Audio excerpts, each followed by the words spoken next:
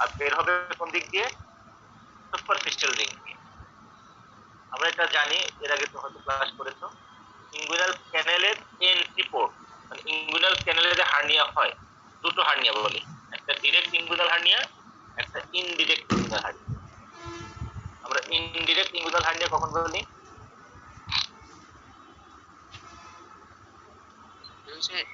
Inferior epigastric আর্টারির medial side দিকে হার্নিয়েশনটা। হলো না, এটা হলো ডিরেক্ট হার্নিয়া।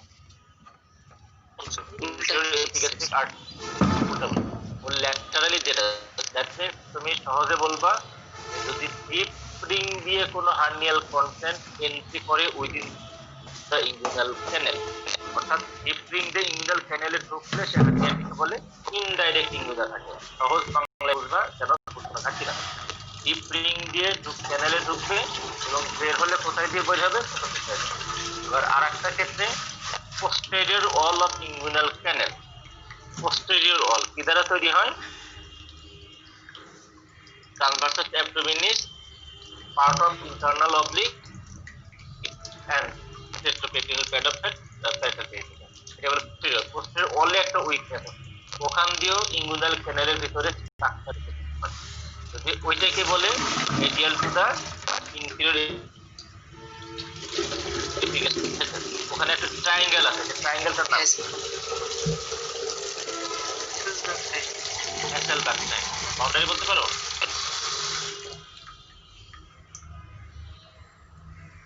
এটা একটা ভেসেল, মানে আর্টারিয়াস ভেনাস, আর মেডিয়ালি কি আছে?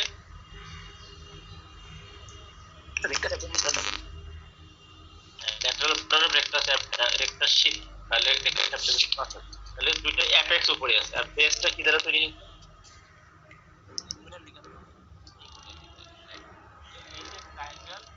ট্রায়াঙ্গেলের ভিতর দিয়েও স্ট্রাকচার এন্ট্রি করতে পারে কোথায়? ইনগুইনাল। এই ট্রায়াঙ্গেল একটা বুঝতে পারে, এই ট্রায়াঙ্গেলটা কোথায় অবস্থিত? ইনগুইনাল ক্যানেলের যে পোস্টেরিয়র ওয়াল, পোস্টেরিয়র ওয়াল, তার মানে ইনগুইনাল ক্যানেলে কোনো স্ট্রাকচার ঢুকতে পারে দুইটা জায়গায়, হলো ডিপ রিংয়ে ঢুকতে পারে, আর একটা হলো posterior wall, that means triangular vessel বা ঢুকতে পারে। তাহলে ট্রায়াঙ্গুলার ভেসেল বা দিয়ে যদি ঢোকে সেটাকে আমরা বলি ডাইরেক্ট, আর যদি ডিপ রিংয়ে ঢোকে সেটাকে বলি আমরা ইনডিরেক্ট। ডিরেক্ট ইনডিরেক্ট ডিফারেন্সিয়েট কে করছে? Ring and triangle. ট্রায়াঙ্গেল হলে ডাইরেক্ট আর রিং হলে, কিন্তু এটাতে ঢুকলো ইনগুইনাল ক্যানেলে ঢুকলো, তাহলে এখন যদি আমরা বলি যে ইনগুইনাল ক্যানেলে এন্ট্রি পোর্ট হলে কয়টা? দুইটা হচ্ছে স্যার। দুইটা। কি হলো? থ্রু ডিপ রিং আর sir through posterior wall. Through deep ring, through posterior wall, that means triangular vessel. তাহলে এন্ট্রি পোর্ট দুইটা। আর যদি ইনগুইনাল হার্নিয়ার স্ট্রাকচার স্ক্রোটামে চলে আসে, তাহলে সে আর বের হবে কোন দিক দিয়ে? Superficial ring. Superficial ring. তাহলে মানে বের হওয়ার পথ কিন্তু একটা, এটাকে বলে এক্সিট পোর্ট। তাহলে ইনগুইনাল ক্যানেলের এন্ট্রি পোর্ট দুইটা আর এক্সিট পোর্ট একটা। একটা কি জিনিস? সুপারফিশিয়াল ইনগুইনাল রিং, এটা অস্টিওটেন্ডিনাস রিং স্ট্রাকচারালি। তাহলে এই দুটো তিনটা ওপেনিং, দুটো ওপেনিং হলো এন্ট্রি পোর্ট, একটা ওপেনিং হলো এক্সিট পোর্ট। এটা যে হার্নিয়া হবে সেই হার্নিয়াটাকে আমরা বলবো ইনগুইনাল হার্নিয়া। ডিরেক্ট ইনডিরেক্ট আমরা ভাগ করে ফেলবো। এটার আরো কিছু টাইপ আছে। যদি কোনো হার্নিয়া কনজেনিটালি থাকে, জন্ম থেকেই থাকে, সেটাকে আমরা কি বলি? Congenital inguinal hernia. আর অ্যাডাল্ট লাইফ হলে সেটাকে কি বলি? Acquired inguinal hernia. ইনগুইনাল হার্নিয়ার টাইপ তোমাকে কিভাবে বের করতে হবে? According to entry port two type, direct, indirect. According to onset, অর্থাৎ present from birth, that is called congenital inguinal hernia. আর যেটা অ্যাডাল্ট লাইফে ডেভেলপ হয়েছে সেটাকে আমরা বলি অ্যাকোয়ার্ড ইনগুইনাল হার্নিয়া। আর কি টাইপ বলতে পারি? বেলি লাভে কি পড়েছো? আমাদের টেক্সট বুক আমরা বেলি লাভে করি, ওর মাঝে ইংরেজি হার্নিয়াটা পড়েছো কখনো?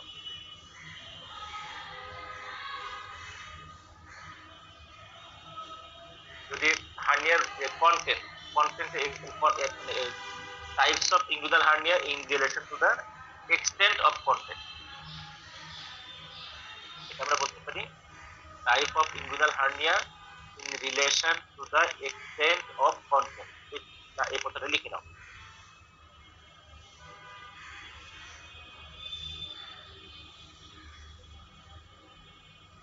এক্সটেন্ট অফ কন্টেন্ট মানে হার্নিয়াল কন্টেন্ট কত দূর পর্যন্ত এক্সটেন্ড করে, এটার উপর বেসিস করে আমরা ইনগুইনাল হার্নিয়াকে কিছু টাইপে কোনো হার্নিয়াল কন্টেন্ট যদি ইনগুইনাল ক্যানেলের মাঝেই কনফাইন্ড থাকে, অর্থাৎ content confined within the length of inguinal canal, তার একটা নাম। আবার হার্নিয়াল কন্টেন্ট যখন সুপারফিশিয়াল রিংকে ক্রস করলো বাট স্ক্রোটামের বটমে আসে নাই, তার একটা নাম। আর যখন কন্টেন্টটা একদম স্ক্রোটামের বটমে চলে আসবে অর্থাৎ তলানিতে চলে আসবে, তার একটা। কি কি নাম বলো দেখি?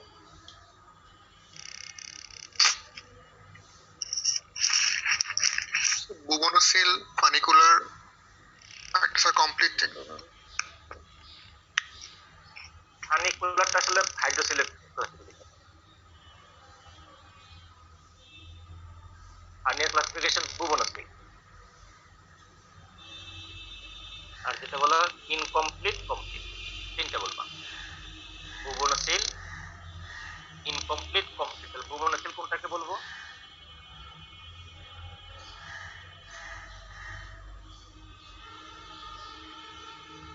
স্যাক যদি কনফাইন থাকে সে ইনগুইনাল ক্যানেলে। Sac and content, sac and content যদি কনফাইন থাকে ইনগুইনাল ক্যানেলের মাঝে, তার মানে এটা সুপারফিশিয়াল রিংকে ক্রস করে নাই, তাই তো?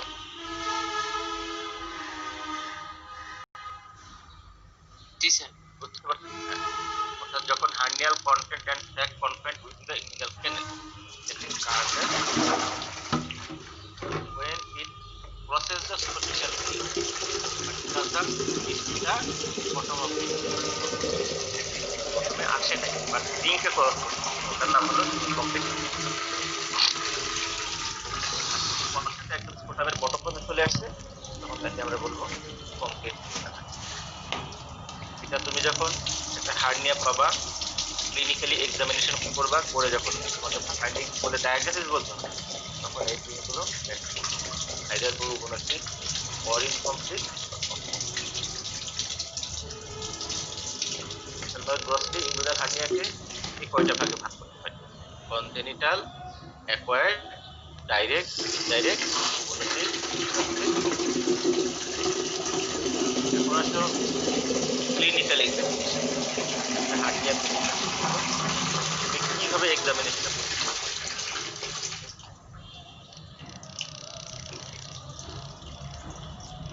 কিভাবে করব?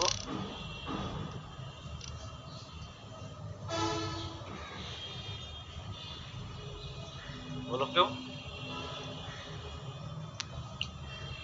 প্রথমে স্যার শর্ট হিস্ট্রি নিতে হবে, তারপরে স্যার লুক আর ফিল। মূল জিনিসটাই হলো বলছিলাম না? জি স্যার, ডায়াগনোসিস মানে ইনভেস্টিগেশন পর্যন্ত বলছিলাম। আচ্ছা না, এর মাঝে ইনগুইনাল হার্নিয়া স্পেসিফিক কিছু জিনিস আসবে। এখানে আমরা প্রসিড করব কিভাবে? Rule of two.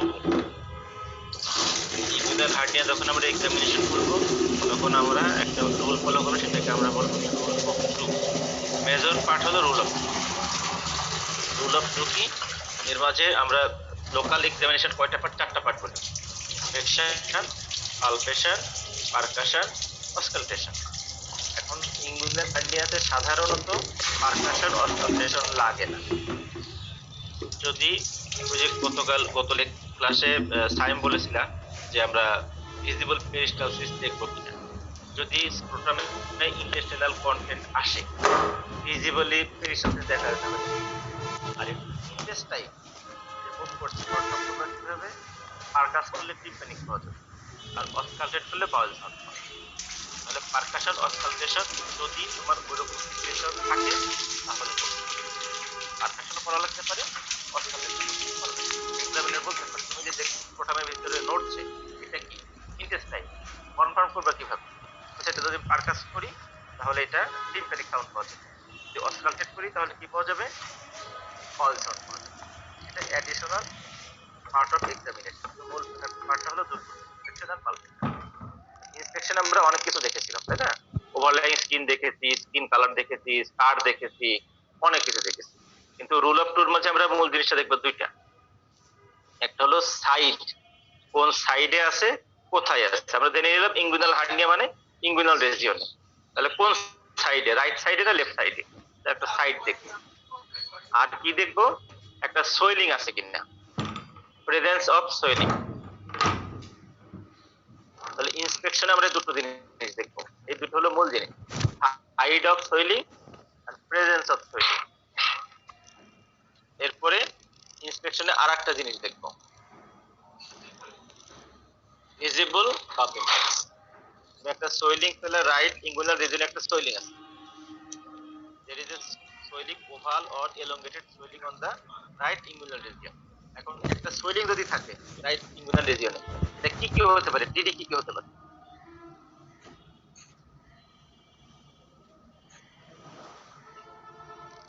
বলো। রাইট ইনগুইনাল রিজিয়নে একটা সোয়েলিং আছে, এটাতে হার্নিয়া আমি তো জানি না, তুমিও জানো না, তাহলে ওখানে অনেকগুলো ডিজিজ হতে পারে সোয়েলিং। এই ডিজি গুলো কি হতে পারে?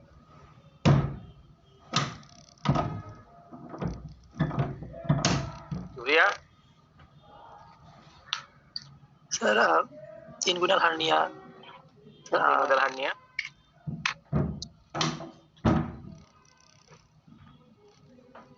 আনডিসেন্ডেড টেস্ট হয়ে যাবে স্যার চিলড্রেনের ক্ষেত্রে। লিম্ফ নোড আছে না?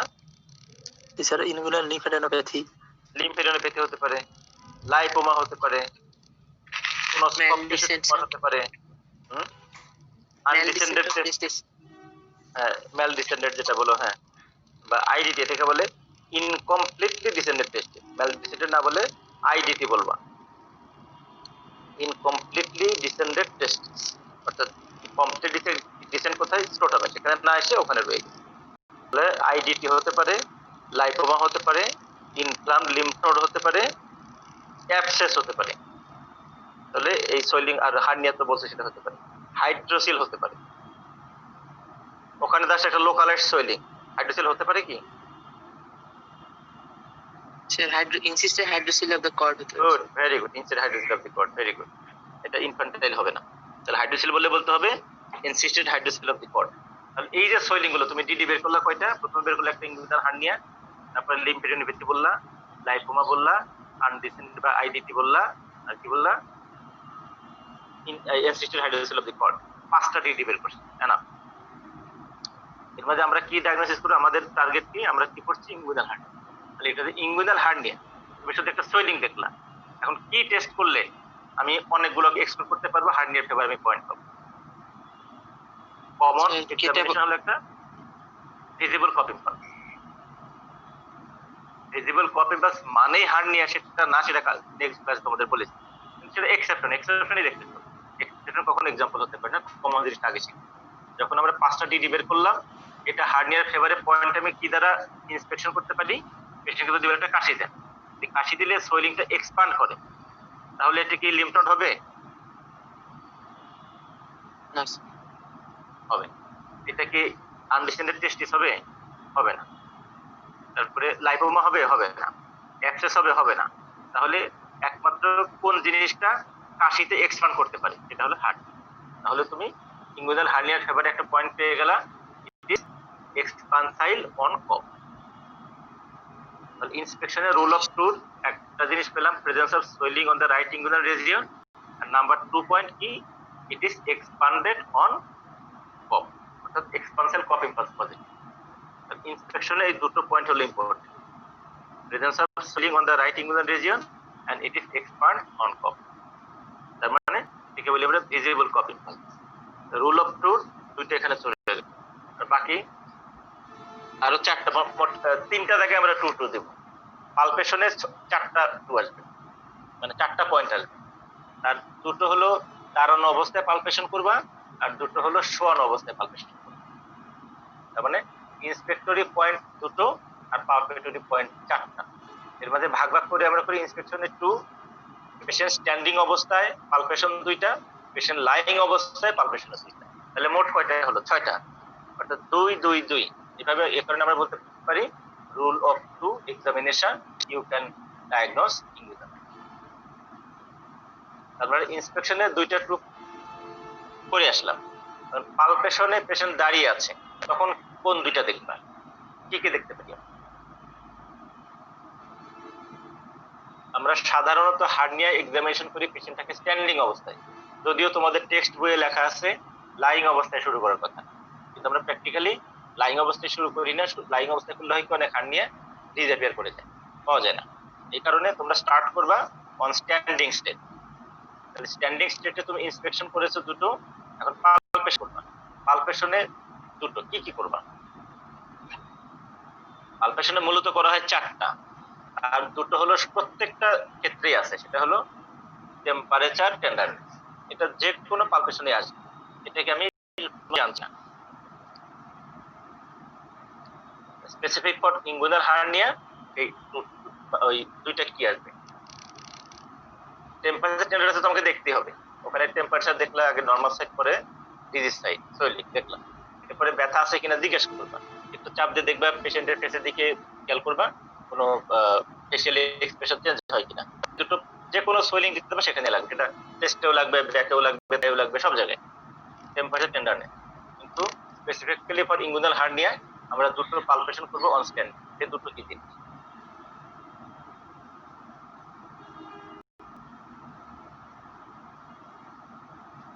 ওই যে আমরা ভিজিবল কি দেখছিলাম, পপ ইম্পালস, কেবল কফ ইম্পালস। তাহলে এখন কি দেখবো? সেটা পালপেবল কফ ইম্পালস। তাহলে আমরা যখন হাত লাগাবো, পালপেশন করব, তখন এই স্ট্যান্ডিং এর টুর প্রথমটা হলো পালপেবল কফ ইম্পালস, অর্থাৎ সোয়েলিংটার উপরে আমি জেন্টলি হাত প্রেস করব, প্রেস করার পরে আবার পেশেন্টকে কাশি দিতে বলতে হবে। বললে পেশেন্টটা কাশি দিবে, তখন এই সোয়েলিংটা তোমার যে ফিঙ্গার গুলোকে ক্রাশ করবে, ধাক্কা দিবে, তখন তুমি বুঝবা যে ওটা পালপেট করতে পারবে যে হার্নিয়াটা এক্সপ্যান্ড করছে। Then you can feel that feelings on your fingers.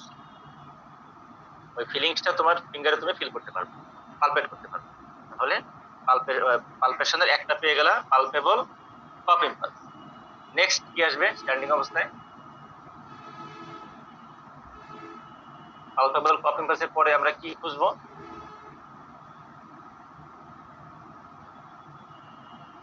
বলো নাই, গেট অফ দ্য সোয়েলিং।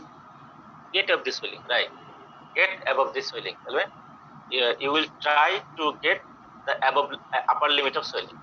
যে সোয়েলিংটা অ্যাবডোমেন থেকে স্ক্রোটামে এসছে, তাহলে এই সোয়েলিংটা আমি বটম থেকে হাত দিয়ে ধরে যাব, ধরে গিয়ে ধরো যে সুপারফিশিয়াল ডিং পর্যন্ত আমি যাওয়ার চেষ্টা করবো, এর উপর তো যেতে পারবো। সুপারফিশিয়াল ডিঙে গিয়ে আমি সোয়েলিং এর আপার লিমিট পাই কিনা, স্ক্রোটাম যে সোয়েলিংটা সোলেন হয়ে আছে, এই সোয়েলিং এর আপার লেভেল আমি পাই কিনা সেটা ট্রাই করব। যদি আমি স্ক্রোটাম থেকে ট্রেস করে গিয়ে উপরে আপার লিমিট পাই, তাহলে এটা কি ইন্ডিকেট করবে? যদি তুমি গেট অ্যাবভ দ্য সোয়েলিং পাও, তাহলে সেটা কি ইন্ডিকেট করবে? আর স্যার এটা স্ক্রোটাল সোয়েলিং, মানে হাইড্রোসিল, মানে স্ক্রোটাল সোয়েলিং। সোয়েলিং এর মধ্যে অনেক কিছু আছে, নট অনলি হাইড্রোসিল, আরো কিছু আসতে পারে। তাহলে এটা বলবো scrotal swelling. Hernia never be scrotal swelling, hernia তো আসছে অ্যাবডোমেন থেকে। তাহলে যদি সোয়েলিং পাই তাহলে এটা হার্নিয়া না, আর যদি হার্নিয়া হয় তাহলে কি পাবা না? আপার লিমিটটা get of the swelling not possible হয়, নট পসিবল, মানে আপার লিমিট আমি পাবো না। সহজ বাংলায় বললে বুঝতে হবে যে আমার আপার লিমিটটা পাবো না, অর্থাৎ যে সোয়েলিংটা। তাহলে এটা ডিটেক্ট মানে কম্পেয়ার করবা কিভাবে? মনে করো পেশেন্টের রাইট সাইডে হার্নিয়া তুমি দেখছো, তাহলে প্রথমেই তোমাকে আগে পেশেন্টের লেফট সাইড দেখে নিতে হবে, যে সাইডে হার্নিয়া নাই ওই সাইডের যে টেস্টিসটা আছে, টেস্টিসের আপার লেভেলে যদি তুমি ফিঙ্গার প্রেস করি, এভাবে যদি দুটো ফিঙ্গার দাও, পিছনে index and middle finger, anteriorly thumb করলে টেস্টিসের উপরে আমরা কি পাবো? দুই ফিঙ্গারের মাঝে স্পারমাটিক কর্ডটা পাবো, অনলি স্পারমাটিক কর্ড। হেলদি সাইডে কি পাবা? Only spermatic cord. তাহলে স্পারমাটিক কর্ডের ফিলিংসটা কি এটা তোমার ফিঙ্গারে নিতে হবে, মাথায় নিতে হবে। তারপরে আমরা ইনগুইনাল হার্নিয়া যখনই গেট অফ দ্য সোলিং দেখতে যাব, তখন আমরা চেষ্টা করব আগে হেলদি সাইডটা দেখে নিতে।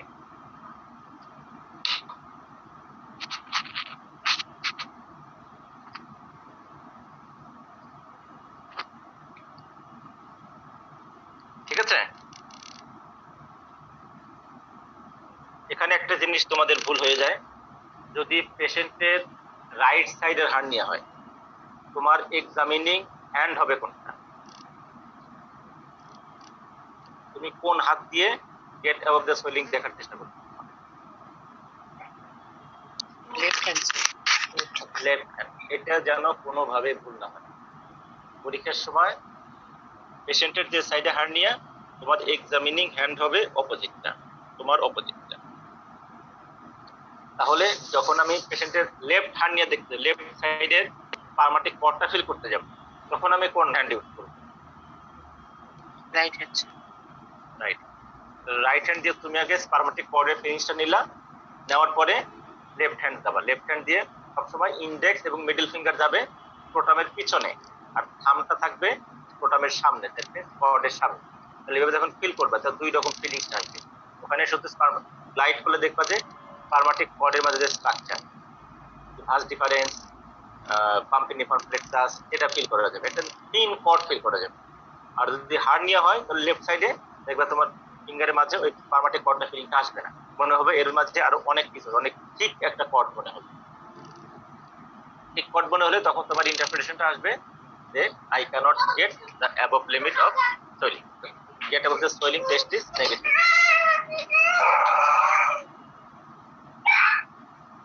ক্লিয়ার? যখন ফিঙ্গারের মাঝে একটা ঠিক কর্ড পাবা, আর অপোজিট সাইডের মতো ফিলিংস আসবে না, তখন আমরা বলবো get of the swelling is negative, অর্থাৎ আমি গেট অফ দ্য সোয়েলিং পাইনি। তাহলে স্ট্যান্ডিং অবস্থায় আমি কি কি করলাম? ইন্সপেকশনে দুটো করলাম, একটা হলো সাইড অফ সোয়েলিং দেখলাম, ভিজিবল কপিং পালস দেখলাম। পালপেশন করলাম দুটো, মেইন দুটো কি, একটা হলো পালপেবল কপিং impulse, another one is get above the swelling. তাহলে পালপেবল কপিং impulse positive, get of the swelling negative. All are the points in favour of hernia. হয়ে গেল। তাহলে আমি দাঁড়ানো অবস্থায় দুটো পালপেশন করলাম। তুমি কিন্তু টেম্পারেচার টেন্ডারনেস দেখবা, তারপরে এই দুটো। এরপরে আমরা এক্সামিনার, তোমার যে এক্সামিনার থাকবে তাকে বলবা যে sir I want to examine the patient on line step, আমি পেশেন্টটাকে শোয়ায়ে পরীক্ষা করতে চাই। দেখবা তোমার পেশেন্টের পাশেই একটা খাট দেওয়া থাকবে, ওখানে পেশেন্টটাকে শোয়াবা। শোয়ানোর পরে আমরা আবার দুটো পালপেশন করবো, এই টু। তাহলে ইন্সপেকশনে টু, দাঁড়িয়ে পালপেশনে টু, আর লাইং অবস্থায় পালপেশনে টু। এটাকে আমরা বলি রুল অফ টু। এখন শোয়ানো অবস্থায় যে আমরা দুটো পালপেশন করি, কি কি করব?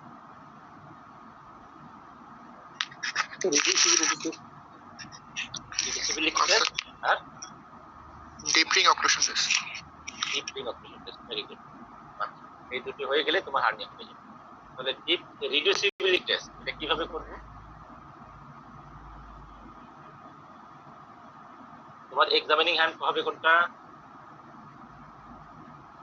যদি রিডিউস করতে চাও,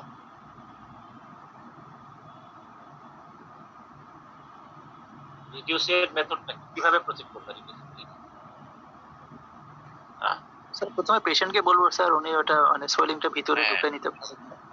প্রথমে তোমার রিডিউসিবিলিটি প্রথমে পেশেন্ট কভার করতে হবে, কারণ সে জানে যে সে অনেক দিন এটা বেয়ার করছে, তার প্রবলেম কি, কিভাবে রিডিউস করা যায়, রিডিউস করলে কিভাবে সে কমফোর্ট পায়।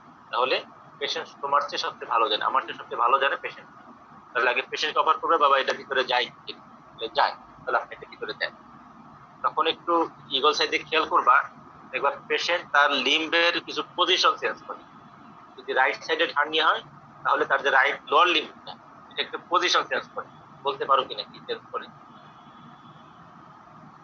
খেয়াল করছো কিনা, বা কোনো স্যার বলেছে কিনা বা করেছো কিনা?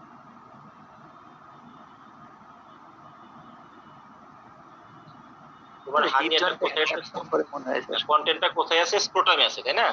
সেটাকে প্রসিডিউর কোথায় দিতে হবে? অ্যাবডোমিনাল ক্যাভিটিতে দিতে হবে। তার মানে সে এক্সিট পোর্ট ক্রস করে আসছে। এক্সিট পোর্টটা কোনটা? Superficial ring.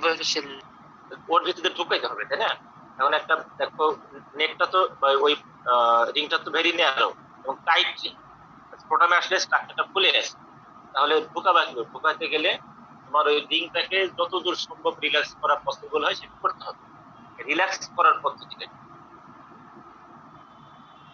প্রথমে আমরা বলেছি এটা অসিওট টেন্ডিনাস রিং, ইজিলি রিল্যাক্স হয় না, তারপরেও কিছু পস্তুরাল চেঞ্জ করলে মিনিমাম লেভেল অফ রিল্যাক্স হয়। এই পস্তুরাল চেঞ্জটা পশ্চার চেঞ্জ, যে বললা হিপ জয়েন্টকে কি করে? Abduction sir. অ্যাবডাকশন খেয়াল করছো কখনো? অ্যাবডাকশন কাকে বলে? দুটো পা কোন দিকে যাবে? কাছাকাছি আসবে না দূরে চলে যাবে? দূরে যাবে। দূরে যাবে। দূরে গেলে কখনোই আর তো টান করবে, তাহলে তুমি উল্টাটা বলছো। এটা হবে, দেখবে পেশেন্টটা তার হিপ জয়েন্টে কিছুটাকে ফ্লেক্স করে ফেলবে,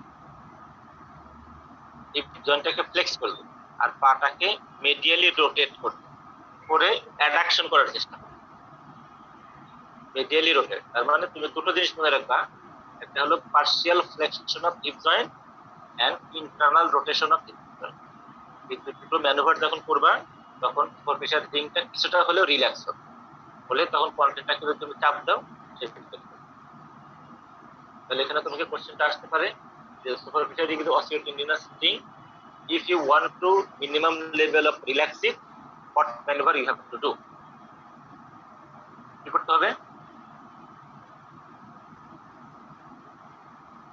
স্যার হিপ জয়েন্টটা পার্শিয়ালি ফ্লেক্স করতে হবে স্যার, ইন্টারনাল রোটেশন। এটা যেন কখনো ভুল না হয়। এই কথা বলে তোমার কথা বলে কি সবাই শুনতে পেলো তো? জি স্যার। সবাই শুনছে তো না? না। তাহলে সুপারফিশিয়াল রিংকে আমরা যদি রিল্যাক্স করতে চাই তাহলে কি করতে হবে? হিপ জয়েন্টকে partial flexion and internal rotation, এটা করলে সুপারফিশিয়াল রিংটা কিছুটা রিল্যাক্স হবে, তখন তুমি কর্নেটাকে ভিতরে ঢুকতে। এখন পেশেন্ট মনে করে ট্রাই করে পারছে না, ইজিলি পেশেন্ট সবসময় রিডিউস করে, এখন পারছে না, তোমাকে সেটা করতে হবে। তাহলে তুমি কি মেথডে করবা? ট্যাক্সিস। Taxis method. আচ্ছা, এটা দেখে নিবা। তাহলে ট্যাক্সিস মেথড অ্যাপ্লাই করে আমরা এটা রিডিউস করতে পারি। এখন এটা রিডিউস হয়ে গেল, এই কারণে বলা হয় হার্নিয়া, যদি বলে হার্নিয়ার কনফার্মেটরি ক্লিনিক্যাল এক্সামিনেশন, একটা মাত্র টেস্ট করে বলতে হবে এটা hernia. Deep ring occlusion test. যদি দিয়ে কি তোমার হার্নিয়া কনফার্ম হয়ে যাবে? হার্নিয়ার বাই ডেফিনিশন কি? protrusion of a discus or part of a discus through any weak point। তাহলে একটা বাইরে বের হয়ে প্রোট্রুশন হলো, আবার সে কি হতে পারে? ভিতরে ঢুকে যেতে পারে না? এটাই হার্নিয়া। তার মানে রিডিউসিবিলিটি। প্রত্যেকে মনে রাখবা, hernia confirmatory clinical examination is reducibility test.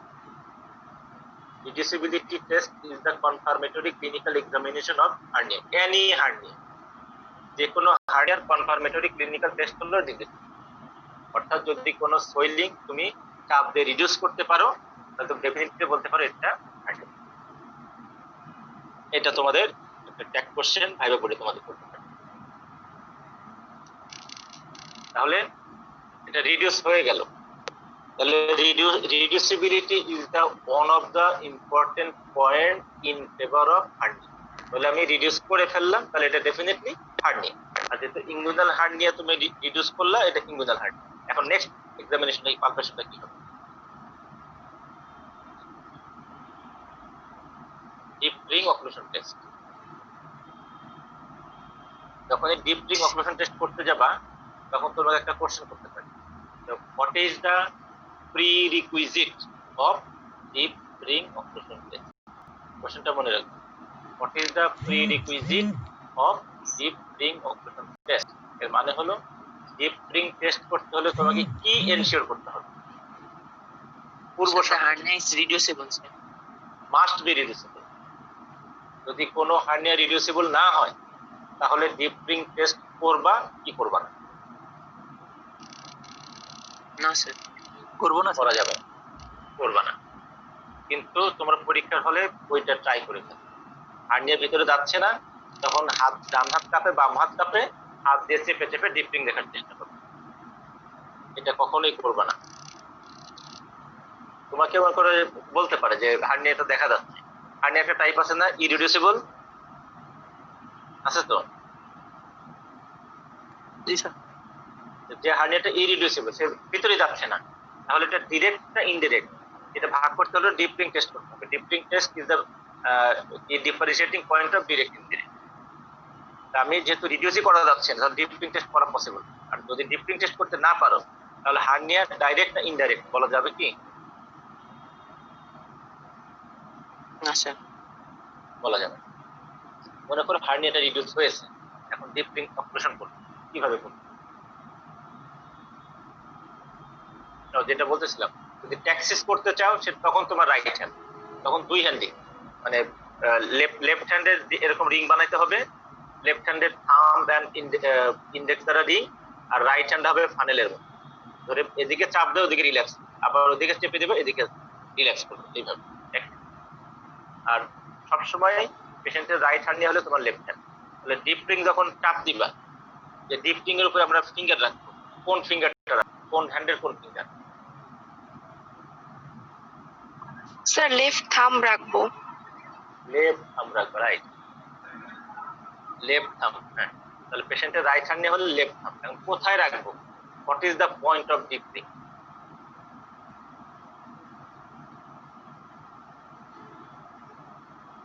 বলো। Sir, 1.25 centimeter above the mid-inguinal point. Very good, mid inguinal point. আর কেউ একটু বলো, সবাই কি একমতের সাথে?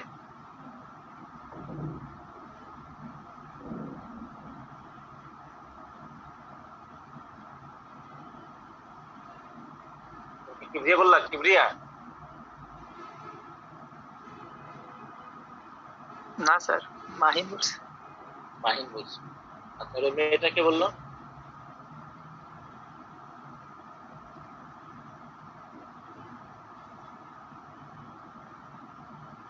কে আছো? আনমিউটে কে আছো?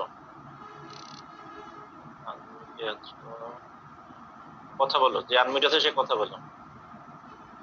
স্যার সবারই স্যার মাহিনের আনমিউট করে সাথে- থাকে, অ্যান্সার দেওয়ার সময় শুধু মানে সবসময় মিউট করে থাকে স্যার, অ্যান্সার দেওয়ার সময় আনমিউট করে।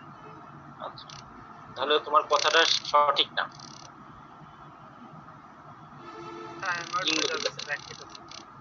Mid inguinal point.